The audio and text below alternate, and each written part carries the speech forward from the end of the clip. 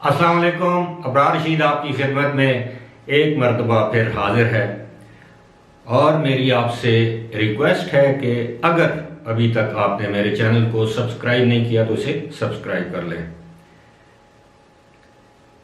हमारे यहाँ एक कहावत है, मैं उसको उर्दू में बयान करूँगा कि जो लालची और हरीस लोग होते हैं उनके शहर में ठग तो आप समझते होंगे, यानी ठग कभी भूखे नहीं मरते। कुछ ऐसा ही वाकया हुआ है यूएई में, और वाकया मैं इखलाक के दायरे के अंदर रहकर आपके साथ शेयर करूंगा। शायद आपने भी सुना हो, अखबारों में पढ़ा हो, देखा हो। हुआ ये है कि एक इंडियन शहरी जिसकी उम्र बताई जाती है कोई 33 या 36 साल की उम्र का, टिंडर एक एप्लीकेशन है, पाकिस्तान में तो उस पर बैन है, लेकिन ये एक कॉन्टैक्ट चैट या फ्रेंडशिप की एक ऐप है जो यूएई में लोग आम इस्तेमाल करते हैं। उस पर एक शख्स को कुछ हसीनाओं की तस्वीर दिखाई गई, पिक्चर्स शेयर की गई कि अगर वो चाहे तो इन हसीनाओं से वो अपना मसाज करवा सकता है, लेकिन उसके लिए उसे एक मखसूस अपार्टमेंट में आना पड़ेगा और इस काम के 200 दिरहम उसको अदा करने पड़ेंगे।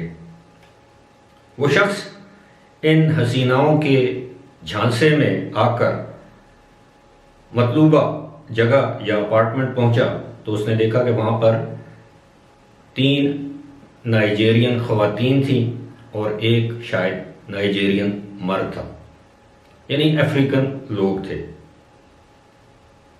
उसने जब कहा कि वो ख़वातीन दूसरी किधर हैं जिनकी आपने तस्वीर लगाई हुई थी कि मसाज वो करेंगी, तो उन्होंने उस शख्स का मसाज करने के बजाय उस पर चाकू निकाल लिया और उसकी गर्दन पर चाकू रख के उससे उसका जो डेबिट कार्ड था वो ले लिया। डेबिट कार्ड लेने के बाद उसका पिन कोड लिया। डेबिट कार्ड से उस शख्स के तकरीबन 30 या 33 हज़ार दिरहम उस कार्ड से निकलवा लिए गए। यही नहीं, उसके बाद उस शख्स से उसका जो आईफोन था वो लिया गया। उसमें उसके बैंक अकाउंट की जो तफसील थी, जो एप्लीकेशन थी, उसको एक्सेस किया गया और उसको जान से मार देने की धमकी दी गई और उसके अकाउंट से तकरीबन 2.5 लाख मज़ीद दिरहम जो है वो मुख्तलिफ अकाउंट्स में, यानी यूएई के अंदर नहीं, यूएई के बाहर मुख्तलिफ अकाउंट्स में वो पैसे ट्रांसफ़र कर दिए गए। पूरा एक दिन इस शख्स को हिरासत में रखा गया, कैद रखा गया, इस पर तशद्दुद किया गया, इसको थप्पड़ मारे गए, मुक्के मारे गए और एक दिन के बाद उस शख्स को रिहाई नसीब हुई। लेकिन उस वक्त जबकि उस शख्स से उसका मोबाइल फ़ोन ले लिया गया। इस शख्स ने सबसे पहले अपने बैंक से रब्ता किया कि उसके साथ ये फ्रॉड हुआ है, लेकिन बैंक क्या करता, क्योंकि बाकायदा पासवर्ड वगैरह जो भी होता है, 1 टाइम पासवर्ड भी यूज़ हुआ, उसमें पिन कोड भी यूज़ हुआ बैंक से, तो रकम जो है वो एक लिहाज से कानूनी तौर पर ट्रांसफ़र हुई।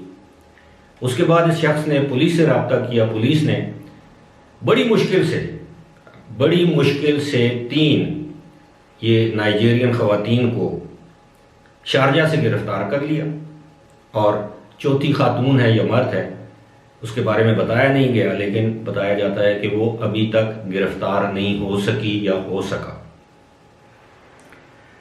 इस तरह के वाक़यात सिर्फ यूएई नहीं बल्कि पूरी दुनिया में आम हैं। ख़ास तौर पर यूरोपीय ममालिक में इसी तरह झांसा देकर लोगों को लूट लिया जाता है। उनको मशरूब में, शराब में कोई ऐसी चीज़ पिला दी जाती है जिससे वो बेहोश हो जाते हैं। उनके क्रेडिट कार्ड वगैरह, डेबिट कार्ड, उनसे रकम ले ली जाती है, उसका इस्तेमाल किया जाता है। अब तो इस तरह के वाक़यात पाकिस्तान में भी आम हैं। ये सारी कहानी आपसे शेयर करने का मकसद ये है कि आप लोग, वो लोग जो इस वक्त यूएई में हैं, पाकिस्तान में हैं या जहाँ भी मेरी ये वीडियो देख रहे हैं, वो मोहतात रहें। ये जो एप्लीकेशंस हैं, फेसबुक है, व्हाट्सएप है, टिंडर है, पता नहीं और कौन कौन सी एप्लीकेशंस हैं जो मोबाइल पर, जो वहाँ पे आपको ये मालूम नहीं होता दूसरे एंड पर कौन है। वॉइस चेंजर लगा के बाज़ औक़ात मर्द जो हैं वो ख़वातीन की आवाज़ में बातें करते हैं, वो वॉइस चेंजर से वॉइस चेंज हो जाती है। या आपके साथ किसी भी खातून को सामने बिठाकर आपको फंसाने के लिए, फांसने के लिए किसी खातून को सामने बिठाकर आपसे वीडियो चैट की जाती है, आपको एतमाद में लिया जाता है, फिर आपको उस जगह बुलाया जाता है जिस जगह आपको मसाज करने या किसी और तरीके से एंटरटेन करने की बात की गई होती है। और अक्सर पाकिस्तान में तो ऐसा भी होता है कि फिर ऐसे लोगों की वीडियोस बनाई जाती हैं, फिर उन वीडियोस के ज़रिए इन अशख़ास को, ऐसे लोगों को ब्लैकमेल किया जाता है। यही वजह है कि अब FIA यानी फेडरल इन्वेस्टिगेटिंग अथॉरिटी जो है उसने साइबर क्राइम विंग भी कायम कर दिया है। और अगर किसी के साथ किस किस्म का कोई वाक़या या क्राइम होता है तो उसको झिझकना नहीं चाहिए, शर्माना नहीं चाहिए, बल्कि उसको इस तरह के वाक़यात को रिपोर्ट करना चाहिए, चाहे वो UAE में हो, चाहे वो पाकिस्तान में हो, चाहे वो दुनिया की किसी भी मुल्क में हो। क्योंकि आजकल इस तरह के गैंग्स पूरी दुनिया में फैले हुए हैं जो कि आपको फंसाते हैं, हसीनाओं की तस्वीर दिखाकर, उनकी वीडियोस दिखाकर आपको एतमाद में लेते हैं, फिर उसके बाद जिस तरह मैंने अभी आपसे जिक्र किया, फिर इस तरह की वारदातें करते हैं। उम्मीद है मेरी इस वीडियो से लोगों को कुछ ना कुछ ज़रूर फ़ायदा होगा। वो ये ज़रूर सोचेंगे कि इस तरह के जो लोग हैं उनसे हमें बहुत ज़्यादा मोहतात रहने की ज़रूरत है। इसी के साथ मुझे दीजिए इजाज़त। खुदा हाफ़िज़।